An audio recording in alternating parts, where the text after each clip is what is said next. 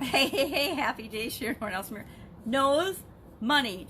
Don't pay through the nose to supersize or save or grow or start or anything with respect to your business. Pay for the nose is one of those expressions that's got a really interesting history that I was definitely not aware of. I never realized that this expression was from, for sure, back in the 1600s, but maybe as far back as the 9th century. And it, of course, means to pay too much for something. So we want to make sure that we're not expending too many resources, whether it's actually money, which, this refers to paying money, or our time or our attention or our energy or anything. We would never want to feel like, and we certainly never want to make anybody that does business with us in any way, shape, or form, in any time, especially in this time in history, to feel like they have paid too much for the products or services that they get from our organization, from any interaction they have with us. We don't want them to think that it took them too long, it took too much of their attention or their energy or their money or any other resources they might exchange for the value that we create for them. Now, this expression, it might have come from the 16th century, where the Greek word for nose was rhino, and rhino also was slang for money back then. So they thought maybe the two got connected somehow, and paying through the nose, because rhino meant nose and money, got connected. Or it could go back as far as the 9th century, which this one surprised me, where the Danish authorities actually used to charge the Irish a poll tax. And if they couldn't pay the tax, they would cut off their nose or at least split their nose.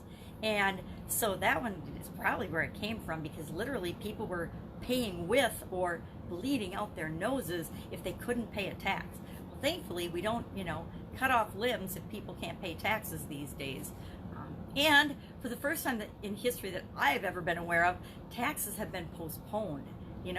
It's kind of like postponing death. People get to postpone taxes. That's an unprecedented, unheard of time, or an unheard of thing, at least in my experience. So paying through the nose, of course, means paying too much for something. And a lot of times, not a lot of times, all the time, what we pay for things is relative, right? Whether something is inexpensive or expensive is entirely up to us, right? It's up to our individual customer, and it'll be a little bit different for each of them. I know people that will drop tens of thousands of dollars on a watch, or thousands of dollars on a handbag or a red pair of shoes, and not bat an eyelash, because they think that the status and the brand that comes with that is worth the expense, and it doesn't bother them at all.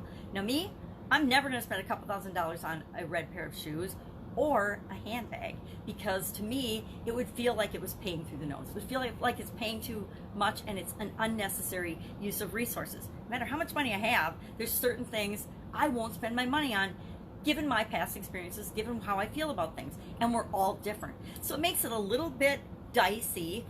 Not so much, because we're attracting the people we want to work with when we're providing value to our customers, to the people that we serve.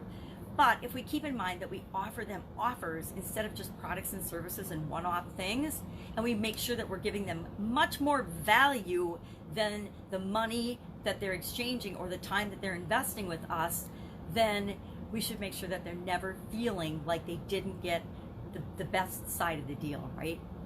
And we do that by making sure that they have a great customer experience, by checking in with them, communicating with them, staying in contact with them, and making sure that we follow up with them, and that we help them to consume the product or service that they get from us, that they are not having to feel like it's too hard or too complicated, and they're having to spend too much time or energy to work with us or our organization, or to use the products and services that we provide for them.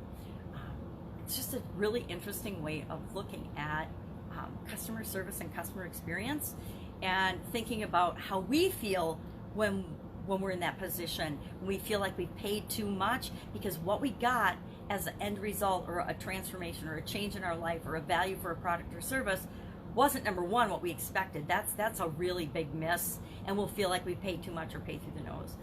And then buyer's remorse. If we have buyer's remorse about something, then we didn't get from the organization we were dealing with the sense of value in what it is that we got in exchange for our money, usually, or whatever resource it was. I would love to know your experience with this expression, if you've used it, if you've heard it, if you feel like you've paid too much or had buyer's remorse for something. I'd love to hear your stories about that.